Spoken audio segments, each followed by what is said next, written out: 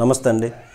రాజకీయాలలో ఏ పార్టీ అధికారంలో వచ్చినప్పటికీ కూడా తమ మాట చెల్లాలి, తమ మాట చెల్లుబడి కావాలి, కేంద్రంలో కూడా తమ మాటే చెల్లుబడి కావాలి. అది వాస్తవమా అవాస్తవాలు అన్నది పక్కన పెడితే మా మాట చెల్లుబడి కావాలని ఆ పట్టుదలతో ఉంటాయి. అయితే దీనిలో భాగంగానే లిక్కర్ కేసు విడదల రజనీ గారు మాజీ మంత్రి, అలాగే లావు శ్రీకృష్ణదేవరాయలు గారు ఎంపీ, ఇద్దరి మధ్యన ఒక వార్ జరిగింది. సవాలు ప్రతి సవాలు, అలాగే వాదనలు ప్రతివాదనలు, ఒక వార్లా జరిగింది.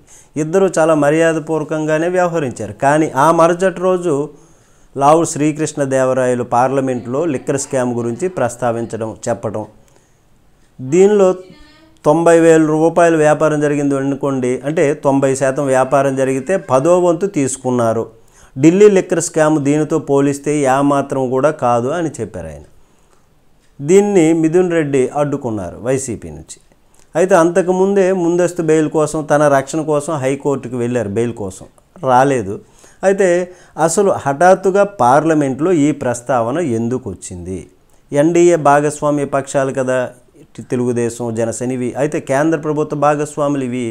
హోంమంత్రి గారి దగ్గరో ప్రధానమంత్రి గారి దగ్గరో ఈ విషయాన్ని చెప్పలేరా అని అనుకుంటారు. ఇక్కడనే చాలా రాజకీయం ఉందంటారు రాజకీయ వర్గాలు. అయితే చంద్రబాబు ముఖ్యమంత్రే కదా, అయినా కానీ ఆయన మాట నడవట్లేదనేటటువంటి భావన.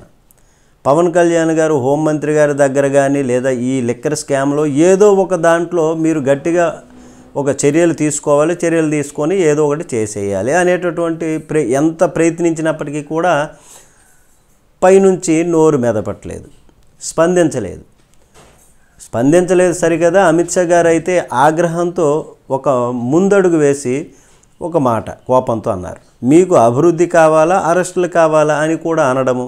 జగన్ను అరెస్ట్ చేయడమే మీకు ముఖ్యమా, లేదా అమరావతి, పోలవరం ఇతరమైనటువంటి వాటిలో అభివృద్ధికి మా సహకారం కావాలా, అరెస్ట్ కావాలా?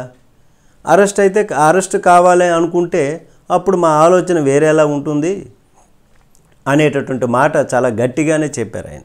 సోము వీర్రాజు గారు కూడా మొన్న మా రాజకీయం మాది, మేము చాలా రాజకీయాలు చేస్తుంటాము అనడము.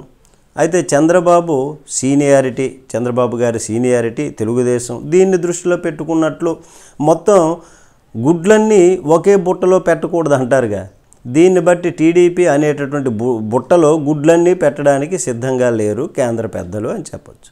అయితే ఇప్పటికీ కూడా వారు జగన్మోహన్ రెడ్డిని పూర్తిగా వదులుకోవడానికి సిద్ధంగా లేరు.